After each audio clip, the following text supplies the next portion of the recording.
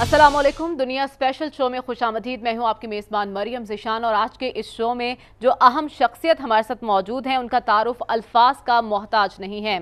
पाकिस्तानी सियासत में हर कोई इनकी वज़ादारी का कायल है और हुकूमत साजी का अमल हो तो इस ख़ानदान को कभी फरामोश नहीं किया जा सकता। नुमाया हैसियत के हामिल हैं।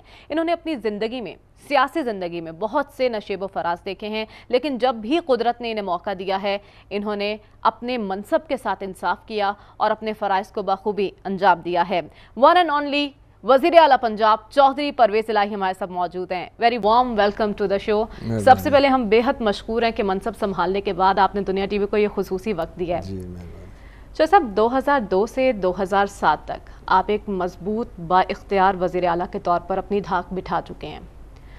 अब हालात कुछ मुख्तलिफ हैं क्योंकि आप एक इत्तेहादी हुकूमत के वज़ीर आला हैं।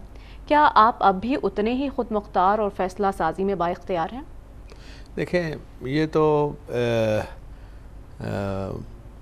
सवाल से जवाब इसका यही निकलेगा कि जो मेरा अमल होगा, जो मेरी डिलीवरी होगी, जो मेरी परफॉर्मेंस होगी, जो मैं नई चीज़ें जैसे 1122 पहले मैं लेके आया और बेशुमार चीज़ें हैं, बहुत बड़े काम मैं हेल्थ सेक्टर में कर रहा हूँ। और आते ही जो सबसे पहले कैबिनेट मीटिंग में मैंने ऐलान किया ना, वो तमाम एमरजेंसीज़ को अपग्रेड कर दिया, क्योंकि पहली ज़रूरत होती है इंसान को जब 1122 को कॉल किया जाता है तो एमरजेंसी।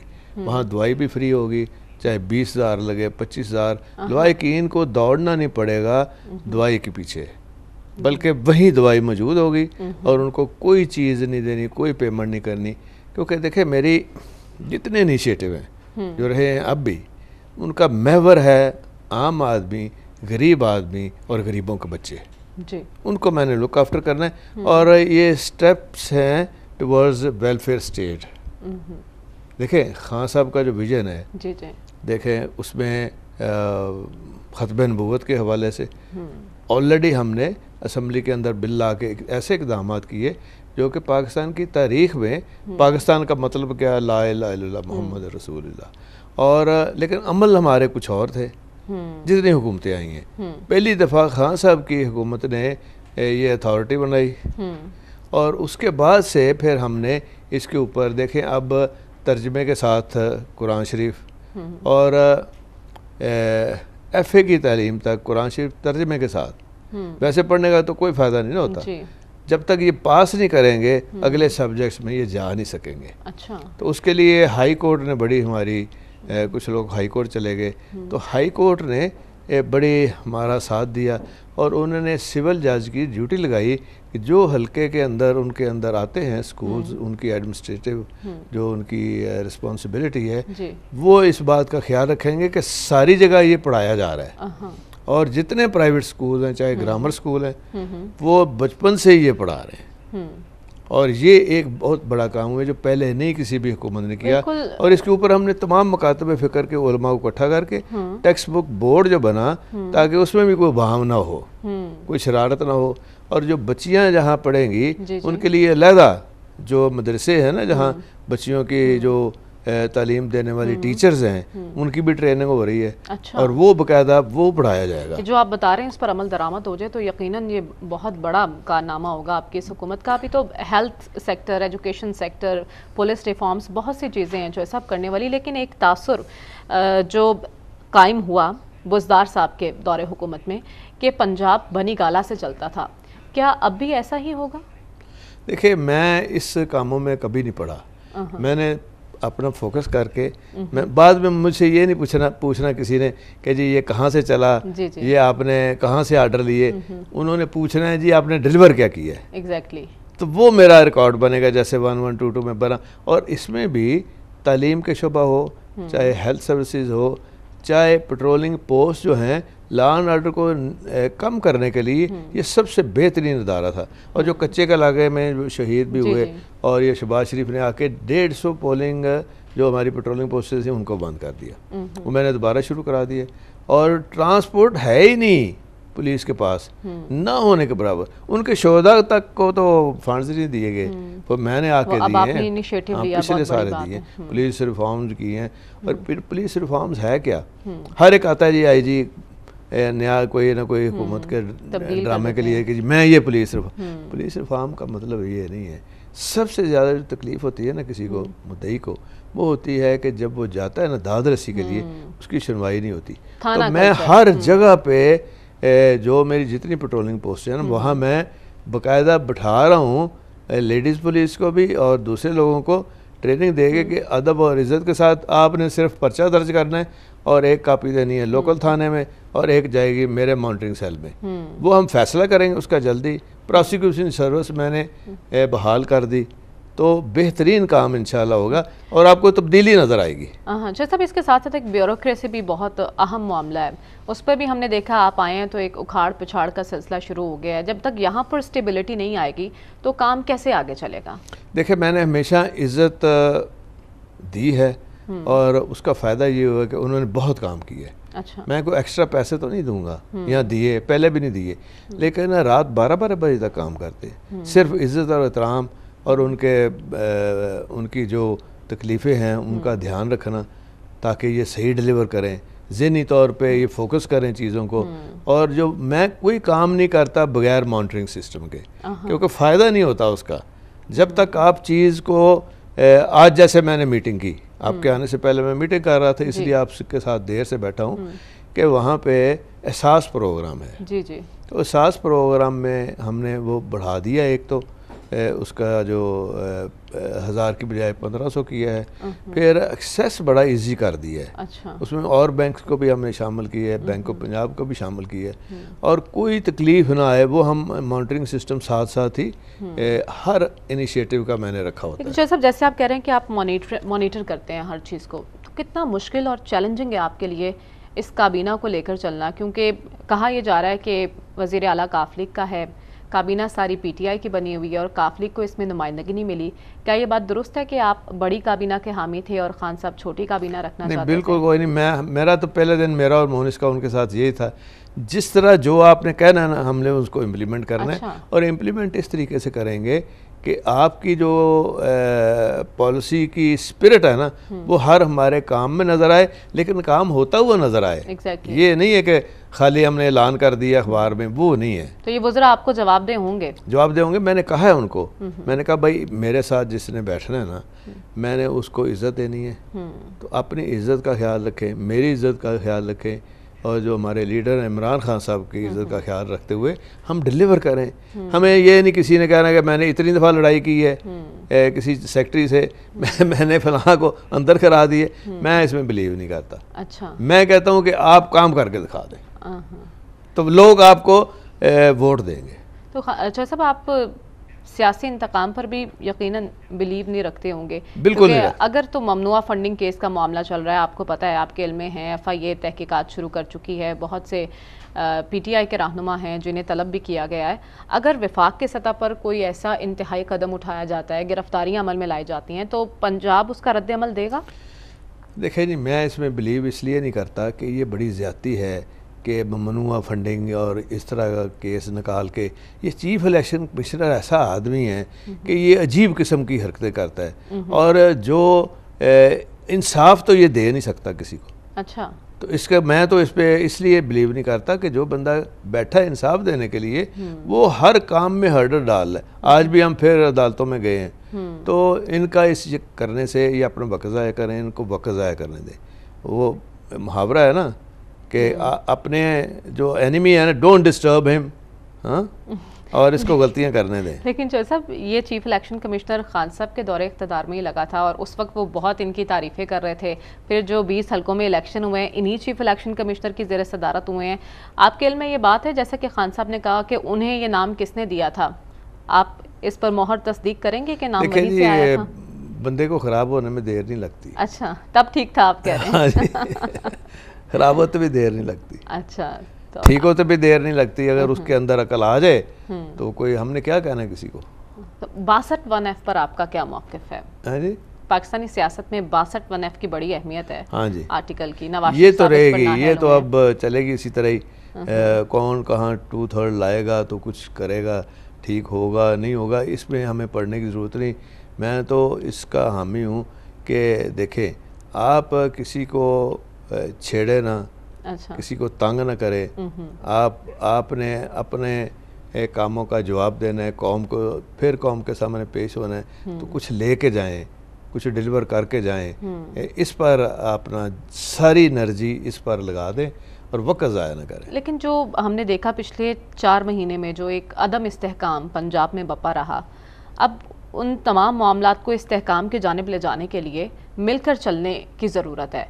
विफाक में शहबाज शरीफ साहब बैठे हैं, सूबे में आप बैठे हैं, क्या आपकी उनसे कोई बात हुई? आप उन्हें साथ लेकर चलेंगे? वर्किंग रिलेशनशिप कैसा होगा विफाक का और सूबे का? नहीं, मेरी बात नहीं हुई उनसे, ना होनी है।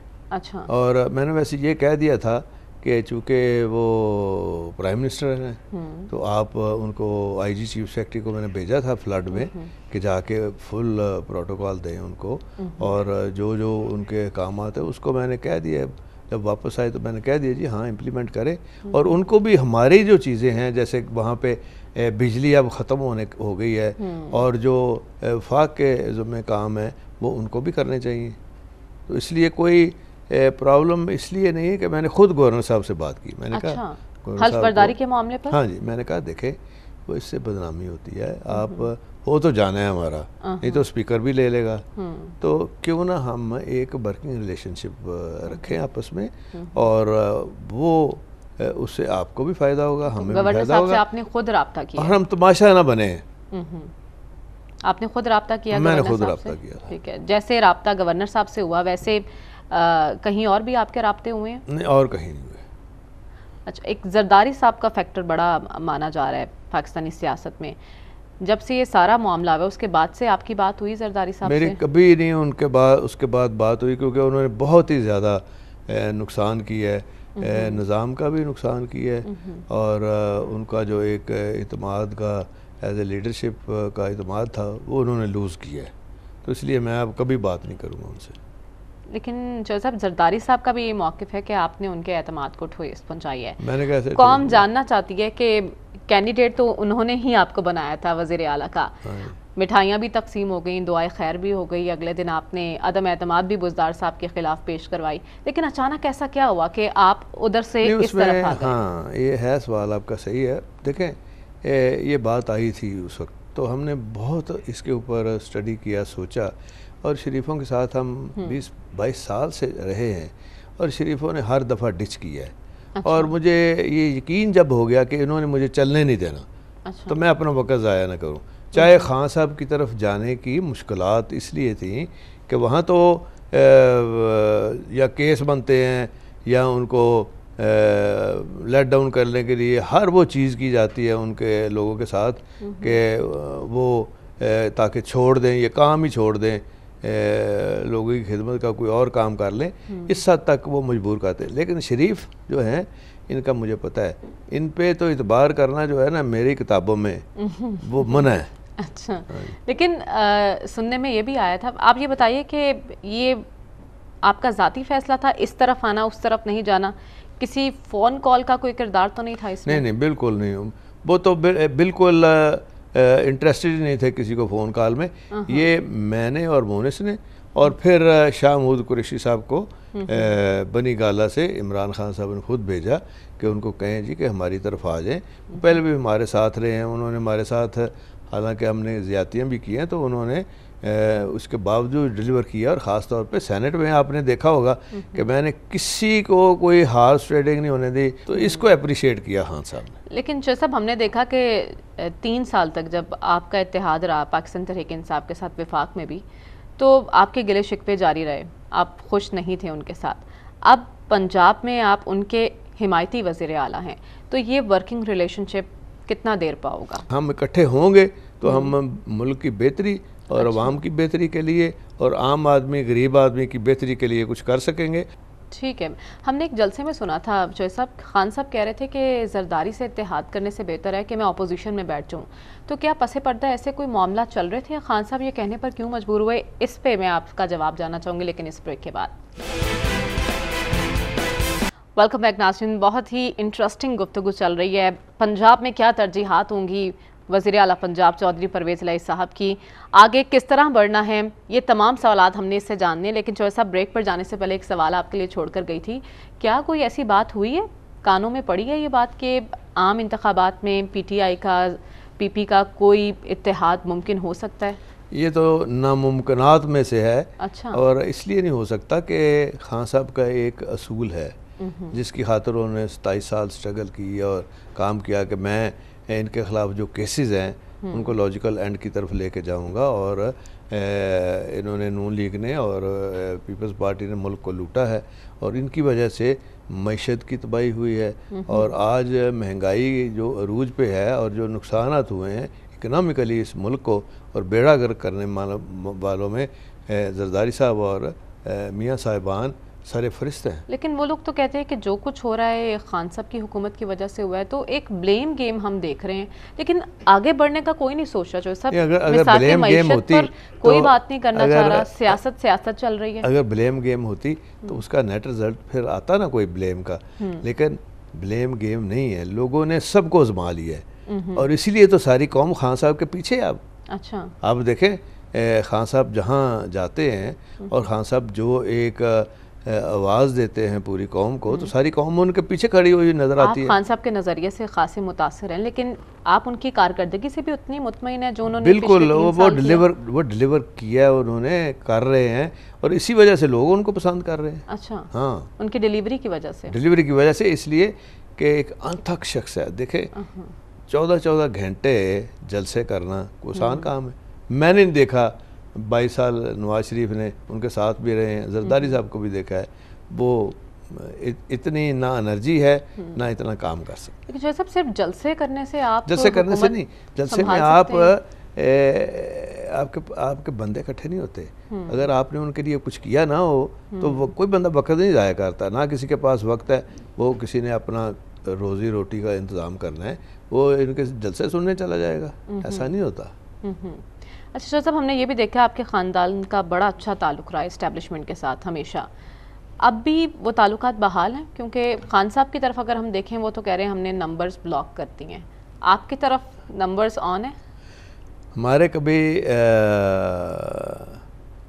नंबर्स ख़राब इसलिए नहीं हुए कि बड़ा ही पुराना उनके साथ तल्लक है। वो एक बहुत बड़ा मुल्क का अदारा है, ना सिर्फ हमारी सरहदों की हिफाजत करता है, ना सिर्फ मुश्किल वक्त में, सैलाब में, ज़लज़ले में सबसे पहले वो पहुंचते हैं और उसके बाद फिर 1122 पहुंचता है। तो हमारा उनका चोली दामन का साथ है और इज़्ज़त और एहतराम जो है इस अदारे का लाजम है। और कई दफ़ा खान साहब से इस हवाले से बात हुई है। अच्छा। और मोनिस की हुई है, मेरी हुई है, और हम उनको यही बावर कराने की कोशिश करते हैं, इनके अलावा हम आगे नहीं, स्टेप फॉरवर्ड नहीं है कोई। यानी तो इसलिए इनके साथ कोशिश कर रहे हैं खान साहब को कि एस्टेब्लिशमेंट से कायल हुए हैं कायल। अच्छा, और मामला अब बेहतरी की तरफ जाना शुरू हो गए हैं। अच्छा। ये तो तकलीफ है इनको दोनों पार्टियों को, अच्छा। पीपल्स पार्टी और नून लीग को। जो पॉजिटिव लोग हैं ना मुल्क की, जिनके साथ हमदर्दी है, अच्छा। वो बिल्कुल इसके पीछे हैं कि खान साहब के आगे हाथ भी जोड़ते हैं, उनके पाँव भी पकड़ते हैं कि मेहरबानी करें और ठंडे तरीके से सोच के हमें इनके साथ चलना है। इनके बगैर हमें कामयाबी अल्लाह ने देनी है, लेकिन एक ज़रिया होता है ना, ज़रिया यही है और कोई ज़रिया नहीं है। और खान साहब के ताल्लुकात दुरुस्त करवाने में ज़रिया आप बन रहे हैं? सारे बन रहे हैं, हमारी तरह की सोच वाले लोग, हम अकेले नहीं हैं। तो खान साहब ने लचक दिखाई है इस मामले पर, बातचीत शुरू हो गई, तो ये मसला आगे चल रहा है। अच्छा, हाँ जी, ये तो आप फिर खबर दे रहे हैं ना कि बिल्कुल इंशाल्लाह आप देखेंगे कि आपको अमल होता हुआ नज़र भी आएगा। तो इस्टेब्लिशमेंट की तरफ से भी बातचीत शुरू हो चुकी है खान साहब से? बिल्कुल, वो तो हमेशा उन्होंने हेल्प की है पॉजिटिव तरीके से। जो भी इलेक्टेड गवर्नमेंट आई है और उनका इरादा भी ये है, जो भी गवर्नमेंट बनेगी, अब पता तो नहीं ना इलेक्शनों में क्या ट्रेंड निकलता है, तो वो तो बिल्कुल कहते हैं जी हमने बिल्कुल इलेक्टेड गवर्नमेंट के लिए फेयर एंड फ्री इलेक्शन के बाद हमने काम करना है उनके साथ। अच्छा, ताकि वो डिलीवर करें। वो न्यूट्रल ही रहेंगे उसके बाद? जी हाँ, जी हाँ। तो अब भी अगर वो न्यूट्रल हैं तो फिर खान साहब एतराज़ क्यों कर रहे हैं इस बात पर? इलेक्टेड गवर्नमेंट के साथ वो उन्की मदद कर रहे हैं। नहीं, वो तो पुरानी बात है। अब तो ठीक चल रहे हैं। इस इलेक्शन में देखें, वो खान साहब ने खुद कहा है कि फेयर एंड फ्री इलेक्शन हुआ है, उन्होंने कहा है। वो इसी चीफ इलेक्शन कमिश्नर की ज़ेर सदारत नहीं, इसी की तो फिर एक दफ़ा हुआ है ना, इस पे इतबार नहीं किया जा सकता। अच्छा, हाँ, ये ऐसे फॉरेन फंडिंग का भी निकाल लेता है, कभी कोई कुछ शरारतबाजी में ये मास्टर है। लेकिन फॉरेन फंडिंग केस इन्होंने तो नहीं निकाला, ये तो 8 साल से चल रहा था और तहरीक इंसाफ के बानी इसने क्यों जेब में रखा हुआ था? इसने क्यों जेब में रखा हुआ है? अब तो निकाल तो फॉरेन फंडिंग अगर देखना शुरू करेंगे तो ये नून लीग कहाँ से पैसा लेके आ रही है? उनका भी फैसला सुनाएंगे। इतने पैसे सियासत में वो लगा रहे हैं तो कहाँ से लेके आ रही है? और फिर बंदों को खरीदते हैं बकायदा, करप्ट करते हैं। करप्ट प्रैक्टिसेस तो बुनियाद रखी है इन्होंने, शरीफ खानदान ने। तो हम तो देखते रहे हैं ना, हमने किसी को क्या पैसे देने थे ही नहीं। अच्छा सच्ची बात है। तो फिर इलेक्शन में देखे खान साहब ने डिलीवर किया, लोगों ने इत्मीनान किया, तो सारे हमारे बंदे जीत गए। तभी तो मैं चीफ मिनिस्टर बना हूँ।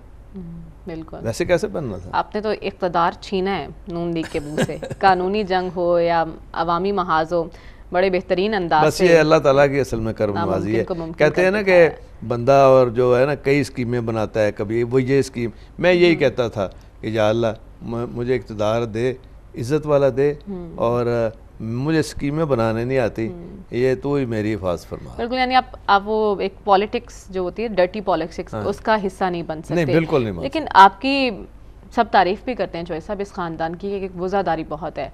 इसी वज़ादारी के पेश नज़र अगर आपको कहा जाए, वही कहें जिनके ताल्लुकात आप खान साहब से बहाल करवाने की कोशिश कर रहे हैं, कि बैठें इनके साथ और मुल्क को आगे कैसे लेकर चलना है, इस पर बात की जाए, तो आप राज़ी होंगे? जी बिल्कुल, आप बैठते रहें, वो बैठ रहे हैं और बैठे भी हैं, और तभी बात आगे बढ़ रही है, आगे चल रही है, पॉजिटिव तरीके से जा रही है आगे। अच्छा, तो क्या नून लीग भी इस गुफ्तगू का हिस्सा है?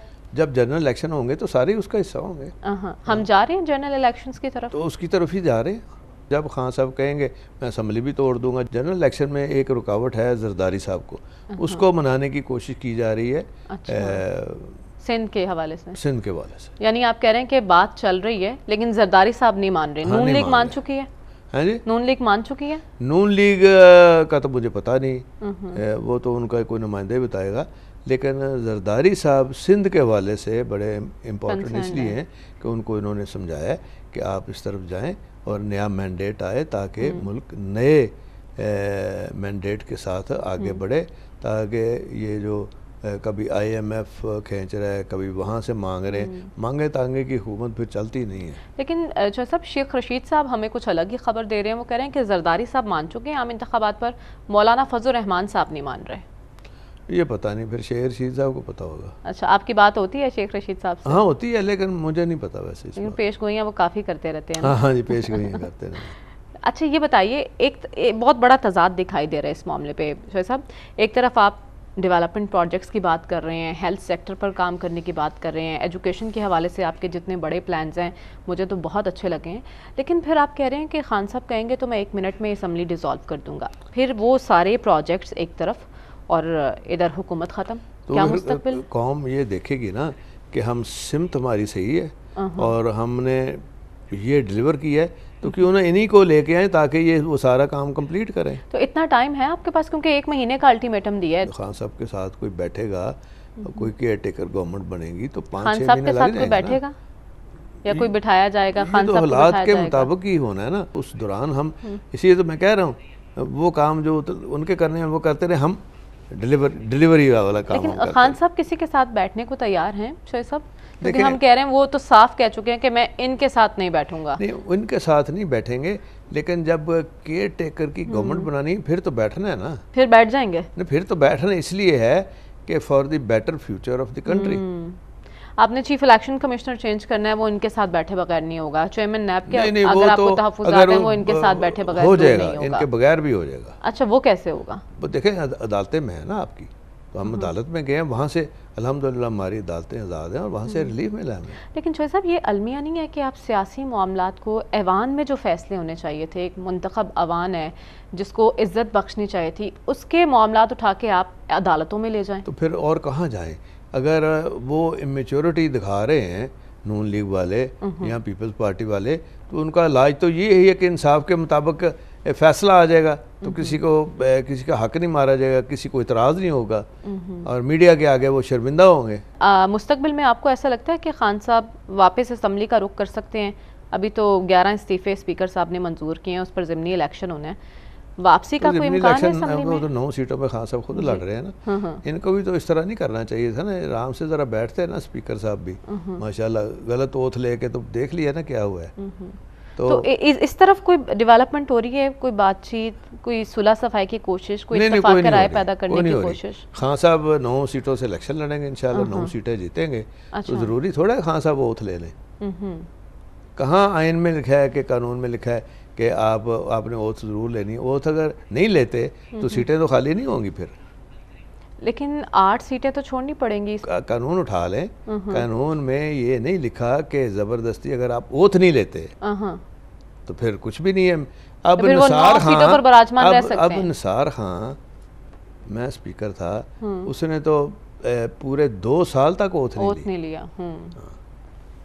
तो ठीक है, अब खत्म हो जाएगी कहानी। तो यानी वो ये उनकी जो उन्होंने स्कीम लगाई है पीपल्स पार्टी और नून लीग ने, उसमें फेल हो जाएंगे। खान साहब की स्कीम ज्यादा बेहतर है। अच्छा, हाँ, यानी आप कह रहे हैं एक बेहतर तुरुप का पत्ता फेंका है। हाँ, बिल्कुल सही पत्ता फेंका है। अच्छा, मुस्तकबिल में आप खान साहब की सियासत को किस तरह देख रहे हैं? बेहतरीन सियासत है, इंशाल्लाह वजीर आज़म बनेंगे वो। अच्छा, हाँ जी। ये आप पेशगोई कर रहे हैं? पेशगोई कर रहे हैं या दावा हो रहा है? नहीं, दावा नहीं, मैं पेशगोई कर रहा हूँ ग्राउंड रियलिटी की वजह से। अच्छा, हाँ जी, क्योंकि आप देखें ग्राउंड के ऊपर जब काम लोग देखते हैं, फिर ग्राउंड के अंदर जब देखते हैं कि लोगों में उनकी पॉपुलैरिटी है, उनकी शोहरत अच्छी है, ये तो कोई नहीं ना कह सकता है इमरान खान साहब ईमानदार नहीं है। लेकिन अब जो ममनुआ फंडिंग का एक मामला खुला है, ये कुछ नहीं है, ये इंक्वायरियां शुरू हो रही हैं, नाअहली की तलवार भी लटक रही है, कुछ भी नहीं है। इस तरफ जा सकता है मामला? नहीं, मामला नहीं जाएगा। ये अदालतों में जाके ये स्टे इसलिए हो जाना कि ये हकीकत है ही नहीं है।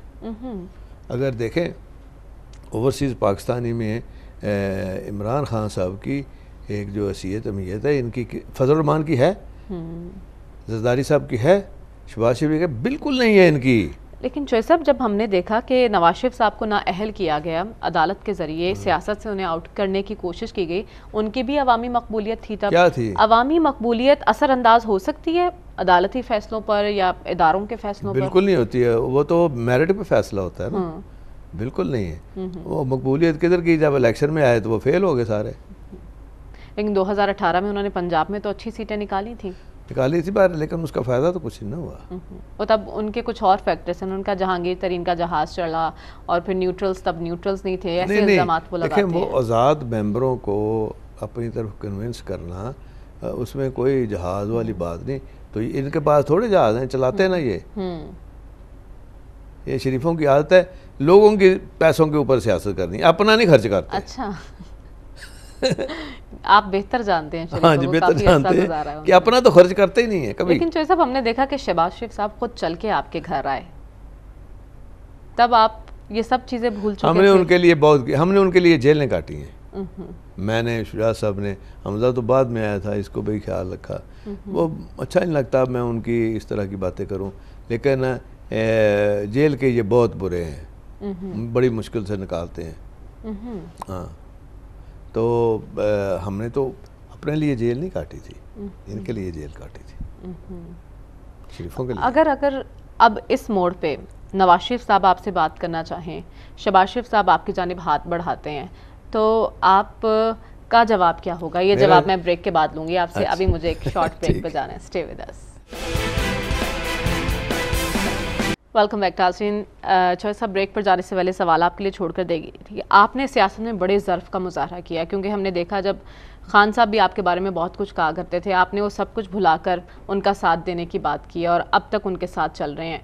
शरीफों ने आपका दिल दुखाया है, तो क्या आप उन्हें माफ़ कर सकते हैं, उनके साथ आगे बढ़ सकते हैं ऐसे जैसे खान साहब के साथ बढ़ रहे हैं? नहीं, वो तो अब फैसला तो खान साहब ने करना है ना। हमने तो खान साहब की पॉलिसी को फॉलो करना है।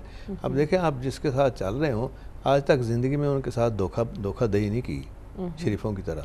तो शरीफों पे तो इतबार किया नहीं जा सकता ना, हमारे साथ बड़े धोखे किए हैं उन्होंने। और ये तो खान साहब ने फैसला करना है, जितना बड़ा फैसला है। हमने खान साहब की पॉलिसी को, उनके फैसले को बिल्कुल हमने तस्लीम करते हुए आगे बढ़ना है। उनके खान साहब के फैसलों से काफ लीग बतौर पार्टी को क्या फ़ायदा होगा? इतना बड़ा फ़ायदा हुआ है, एक छोटी पार्टी को खान साहब ने वज़ारत आला दे दी, और हमें क्या देना है? आपको काबीना में कोई नुमाइंदगी नहीं चाहिए? कोई फ़र्क नहीं पड़ता, कोई फ़र्क नहीं पड़ता, बहुत सब्र कर लेंगे। और अब इस जमात में, हमारी जमात हो, इमरान खान साहब की जमात हो, कोई बकाऊ माल नहीं है। अच्छा, जितना मर्जी सौदा कर लें। लेकिन जो सब आपकी पार्टी के अंदर कोई रद्द-ए-अमल नहीं है इस मामले पर कि काबीना में उन्हें नुमाइंदगी नहीं मिली? नहीं, वो बिल्कुल कहते हैं जी, बिल्कुल ठीक है, हम साथ हैं, कोई नहीं, हम सबर से बैठे, सबसे बड़ी पार्टी, हक उनका है। अच्छा, कोई दूसरा फेज भी आएगा काबीना में एक्सटेंशन का? हाँ, वो खान साहब ने कहा है कि वो लेके आएंगे, क्योंकि उनकी भी इतनी बड़ी जमात है, उनको भी सेटिस्फाई करने हैं, तो उसमें मेरा हाल कुछ हो जाएगा। फिर काफ लीग को नुमाइंदगी मिलेगी? जी हाँ, उम्मीद है इंशाल्लाह। यानी आप विलिंग हैं कि काफ लीग भी काबीना का हिस्सा बने? देखिए, बन जाए तो बहुत अच्छा है, नहीं भी बने तो हम तो साथ ही रहेंगे, हम बिल्कुल साथ रहेंगे। चलें, आप साथ साथ हैं, लेकिन इसके साथ साथ एक और बड़ी अहम चीज़ जो लोगों ने नोट की, वो थोड़ी दिल आज़ारी भी हुई। लोग ये महसूस कर रहे हैं कि पार्टी स्प्लिट हो रही है, तो पार्टी को जोड़े रखने के लिए क्या सोच रहे हैं आप? देखिए, वो जब इलेक्शन आएगा ना करीब, तो कोई ना कोई रास्ता अल्लाह ताला, क्योंकि नीयत अच्छी होनी चाहिए, तो अल्लाह पे छोड़ें, वो खुद ही कोई ऐसा सूरत हाल पैदा हो जाएगी कि हालात बेहतर हो जाएंगे इंशाल्लाह। यानी अच्छे की उम्मीद रखी जाए? अच्छे की उम्मीद रखी जा सकती है। अच्छा, ये बताएगा कि मुस्तकबिल में काफ लीग पीटीआई के इत्तेहादी जमात के तौर पर ही सामने आएगी? टिकट्स में जो तकसीम होगी एक अपना मंशूर लेकर चलेगी या पीटीआई के मंशूर के साथ आगे? मंशूर तो हमारा इकट्ठा ही है। अच्छा, क्योंकि ये जब खान साहब का जो पहला धरना था जिसमें ताहिरुल कादरी साहब थे, तो हम उस वक्त भी इमरान खान साहब के मंशूर को सपोर्ट करते हुए, तभी तो उनकी सपोर्ट की थी हमने, हमारी जमात ने सपोर्ट की थी बकायदा। तो हम नए नहीं हैं उस जमात में, इसीलिए एक्सेप्टेबिलिटी हमारी है। अच्छा। वहाँ पीटीआई के अंदर, बरकर्ज के अंदर, पीटीआई के अंदर तो पसंद करते हैं, मोनस को ख़ास तौर पे पसंद करते हैं अल्हम्दुलिल्लाह।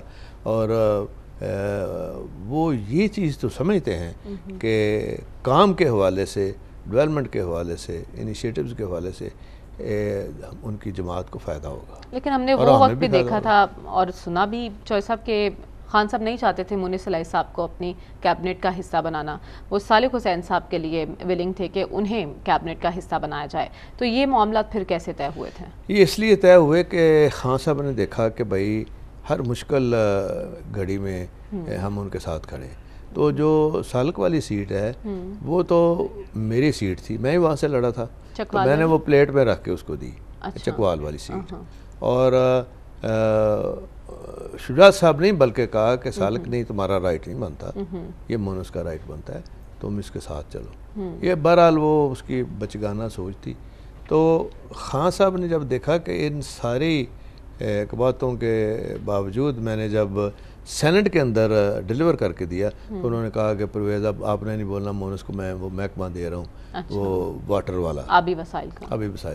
आबी वसाइल में आपने देखा कि वाडा सब थे, ख़ास है नहीं, क्योंकि वबडा एक चीज़ है, वो इंडिपेंडेंट दारा है। लेकिन बात ये नहीं थी, बात हम उनका कॉन्फिडेंस गेन करना चाह रहे थे, इसलिए हमने वो उनका साथ दिया और डिलीवर किया। फिर आहिस्ता आहिस्ता उनका इतना कॉन्फिडेंस हुआ कि एक छोटी जमात को उन्होंने वज़ारत आला दे दी। तो इस एतमाद को मेंटेन रखने के लिए काफ लीग क्या करेगी?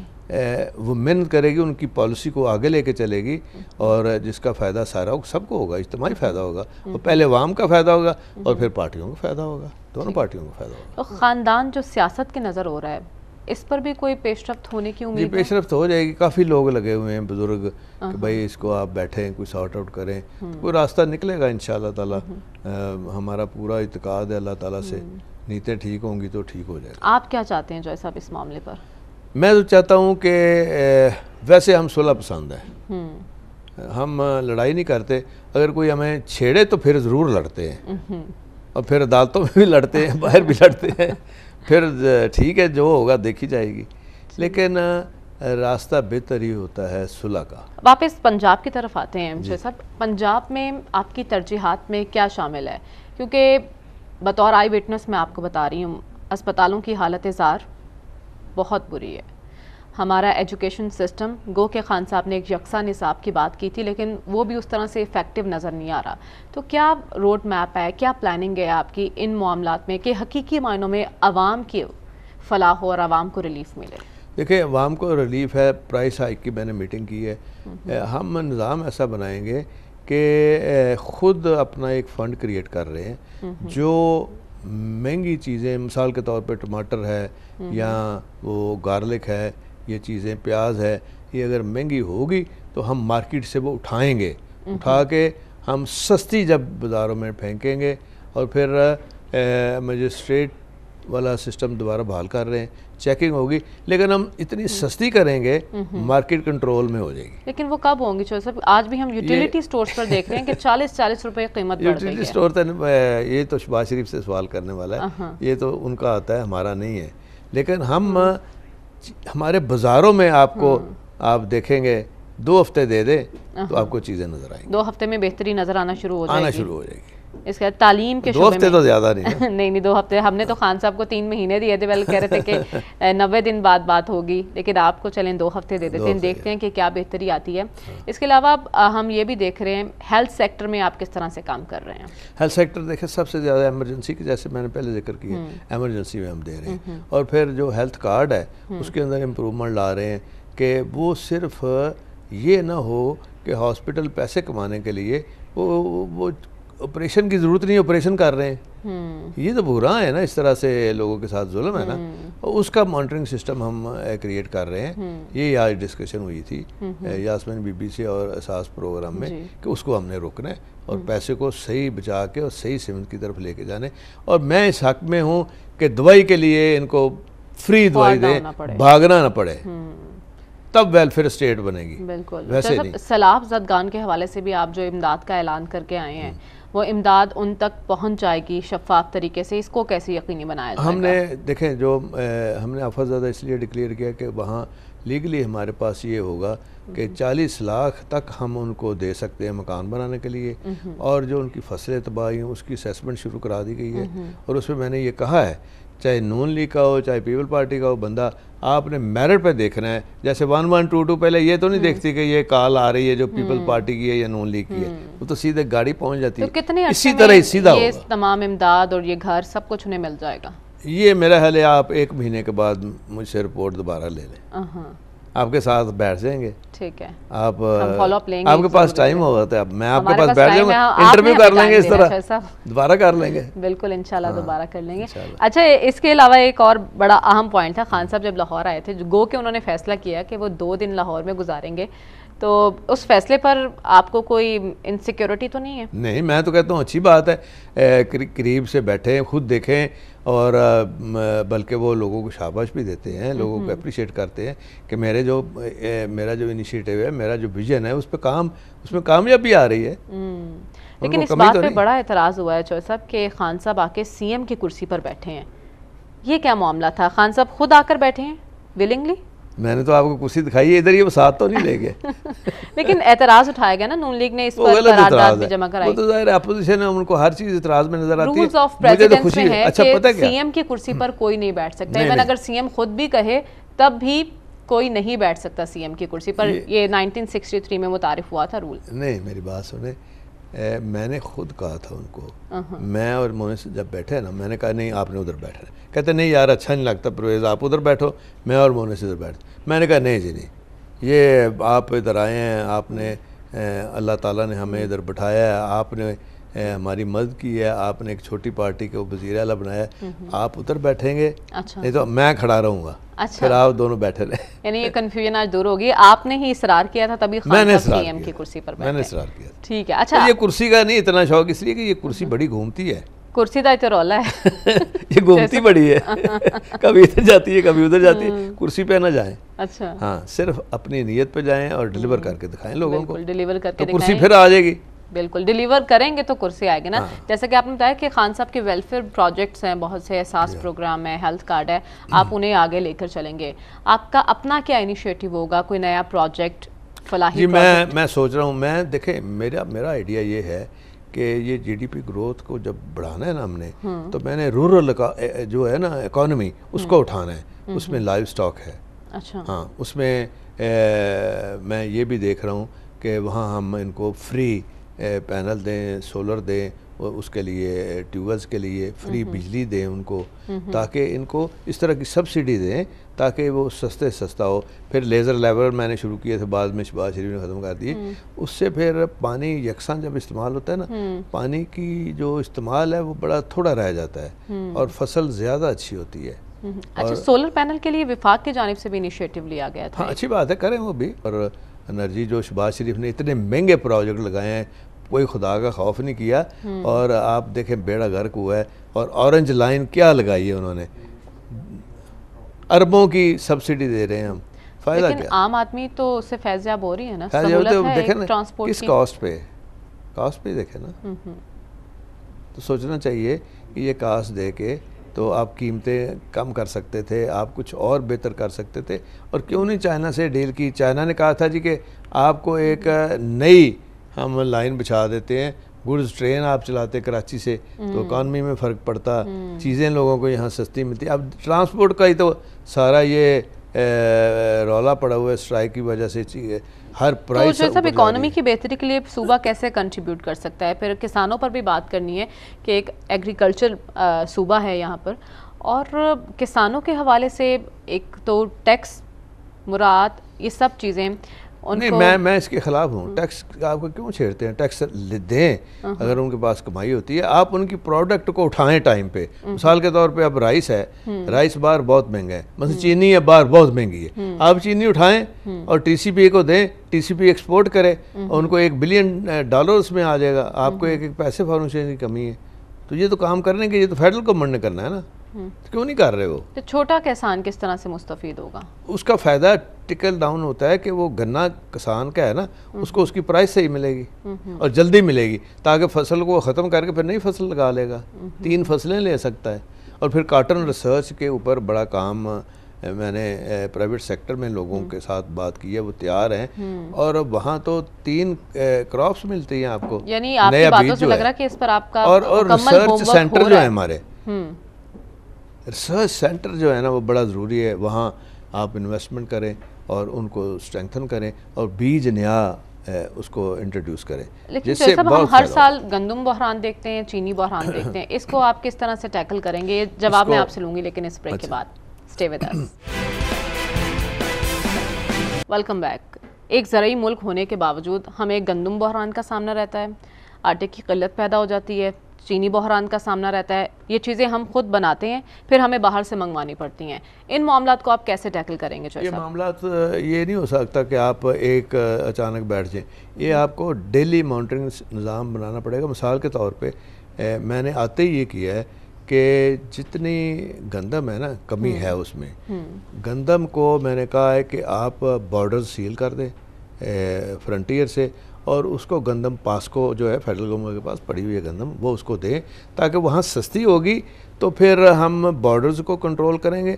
और हर ज़िले के अंदर जो वीट की मूवमेंट है ना, मिलों को वो आप दें तो सस्ता आटा भी आपको मिलेगा। और उसमें भी जैसे मैंने कहा है ना कि पैसे जो पड़े हुए हैं हमारे पास, उसको हम सब्सिडी में दे के तो मार्केट रेट को, आटे की रेट को नीचे ले आएंगे।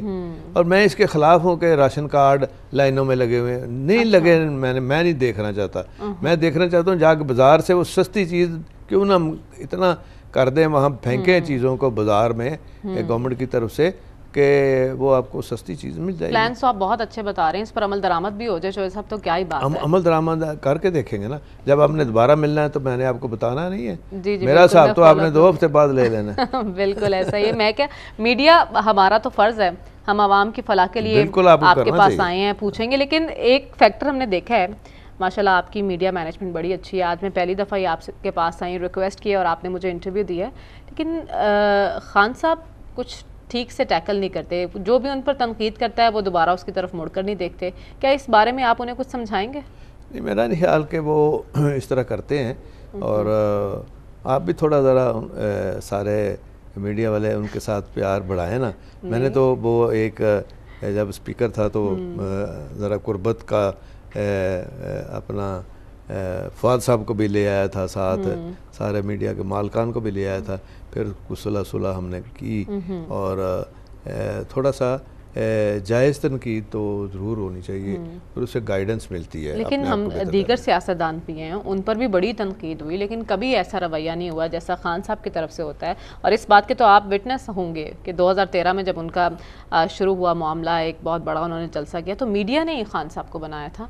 उसके बावजूद वो इस चीज़ उनको कदर है, इसी ज़रूरत को क्यों नहीं, उनको कदर है। इंसान डिलीवर कर रहा हो तो उसको फिर ये गुस्सा लगता है जी कि मैं तो डिलीवर भी कर रहा हूँ और जो दूसरे सियासतदान हैं वो बस करते भी कुछ नहीं है और उन पर तनकीद भी कम होती भी है, तो उनको फ़र्क इसलिए नहीं पड़ता कि वो लापरवाह किस्म के सियासतदान हैं। कभी ना आए, 5 साल बाद फिर आ गए, फिर आके वहीं से जहाँ से छोड़ा था काम शुरू, ट्रेन वहाँ से शुरू कर दी शरीफों की तरह। तो लापरवाह सियासतदान से मतलब क्या है आपका? कौन है लापरवाह सियासतदान?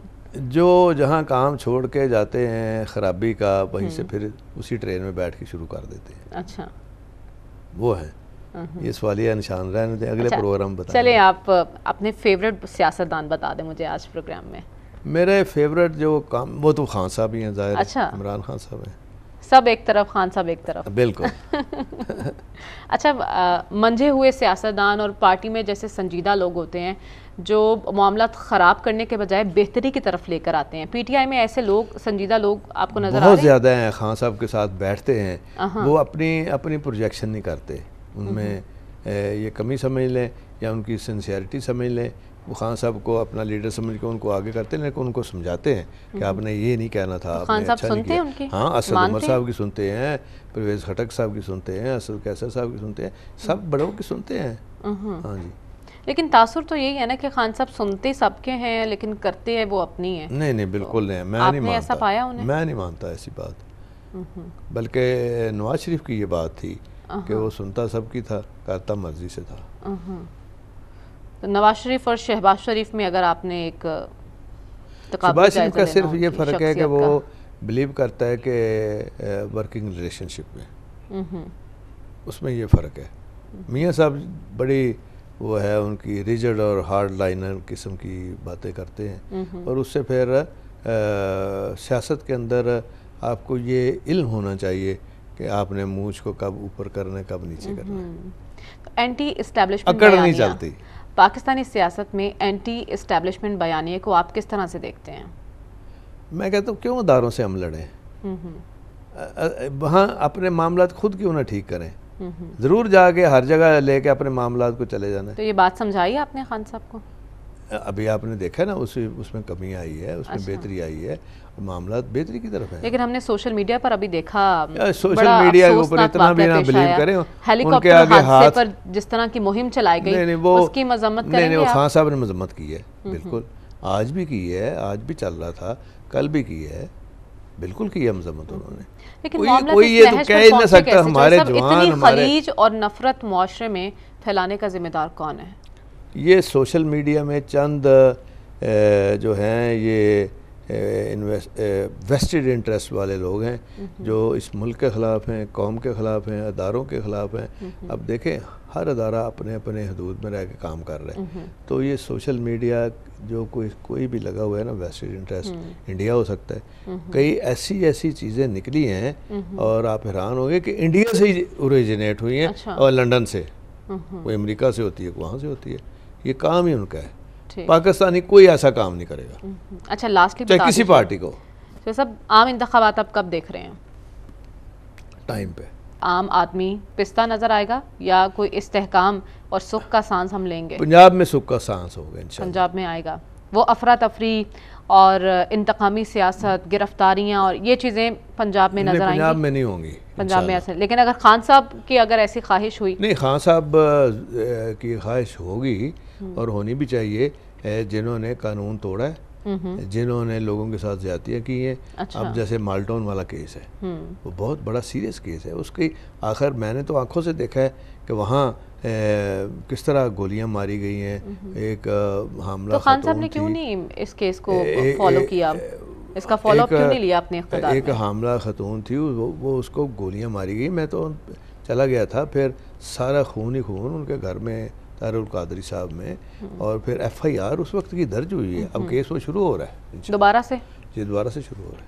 ठीक है, यानी ये इंतकाम वाला नहीं है, ये हम इंसाफ वाला है। लेकिन 25 मई का बड़ा जिक्र करते हैं खान साहब, वो कहते हैं कि हमारे लोगों के साथ बड़ा जुल्म हुआ, पुलिस ने ऐसे किया वैसे किया ना। अब देखें, तो क्या आप पुलिस अफसरान के साथ भी कोई इस तरह बदला या उनको सजा, कोई जजा, कोई ऐसा सिस्टम होगा उन पुलिस अफसरान के लिए? राशिद साहिबा बीमार और कैंसर, उनको बेचारी आगे उनको घसीट के लेके जा रहे हैं। एक हमारी और MPA थी, उनको वो बेचारी उतर नहीं सकती, आप कभी मिले ना, अभी तक उसका वो ठीक नहीं हुआ, बैक बोन पे असर आया है। और एक और को उनके घरों में, फिर हमारा जो सेक्रेटरी असम्बली था, फिर लक साहब हमारे लेजिस्लेशन के हेड, उनके दरवाजे तोड़ के, ये कौन सा तरीका है? लेकिन जज साहब आपको भी मालूम है वो लोग ड्यूटी पर थे और जो ऑर्डर्स आने थे उन्होंने तो फॉलो करने थे, उनकी नौकरी का मसला था क्या? नहीं, आप किनकी नौकरी का मसला था? पुलिस की। पुलिस कभी अंदर नहीं जा सकती असम्बली के अंदर, दुनिया की तारीख में कभी नहीं ऐसा हुआ कि अंदर पुलिस जाए।